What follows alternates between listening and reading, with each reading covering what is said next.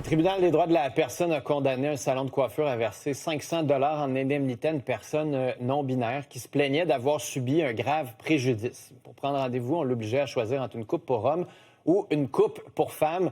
Alex Frédéric Mignot est avec nous à l'origine de cette plainte. Alex Frédéric Mignot, bonjour. Bonjour. Expliquez-nous, tantôt on avait un des propriétaires du salon qui nous disait, le prix est pareil, homme-femme. Qu'est-ce qui s'est passé? En quoi on vous a obligé à choisir homme ou femme? Oui, c'était le formulaire en ligne, en fait, qui initialement était conçu d'une façon où est-ce qu'il faut choisir si on désire un service pour homme ou pour femme. Alors, moi, je voulais quand même bénéficier de leur service parce que je trouve que leur formule, elle est géniale, puis elle est très, très bien pensée.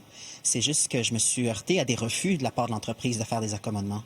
Alors, le problème, c'était pas tant que l'erreur était là dans le début, c'est qu'après ça, on m'a dit non, soit vous cochez homme-femme, soit vous allez voir ailleurs. OK. C'est parce qu'il disait, dans le fond, le site web, on peut pas le changer tout de suite. Fait que là, en ce moment, c'est ça. Cochez-le, prenez rendez-vous, mettons? Ben oui, ça l'a pris à peine quelques mois, ce dont l'entreprise m'a même pas informé d'ailleurs. Puis même qu'après que la Commission de droits de la personne ait suggéré une mesure de redressement de 500 $, ce qui, on s'entend, est un montant symbolique, l'entreprise a quand même refusé de se conformer, puis nous m'a dit non, voici 2 coupes gratuites, tournons la page.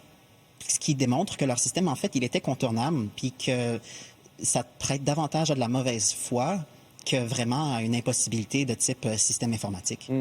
Puis, mais disons pour les gens là, qui n'ont aucune idée de ce monde-là, de la non-binarité, qu'est-ce que ça change? Qu'est-ce que ça fait de dire, mettons, prends rendez-vous comme gars, prends rendez-vous comme fille? C'est pas grave, c'est pas la fin du monde. Là. Moi, ça m'est arrivé de cocher femme à un moment donné, puis ça n'a rien changé.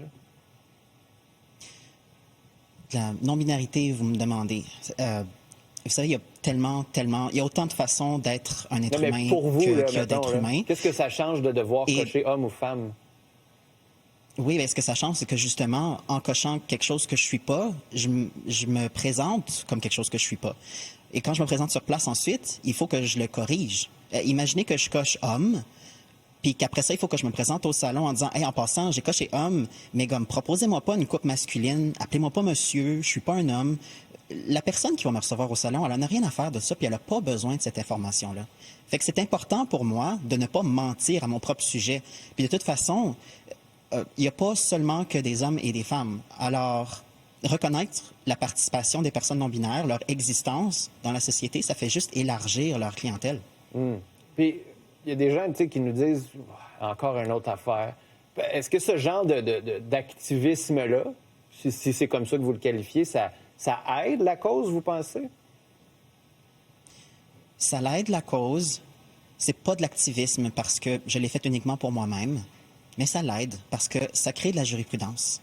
Le tribunal s'est rangé de mon côté. Il n'a pas accepté toutes mes demandes, puis c'est bien correct.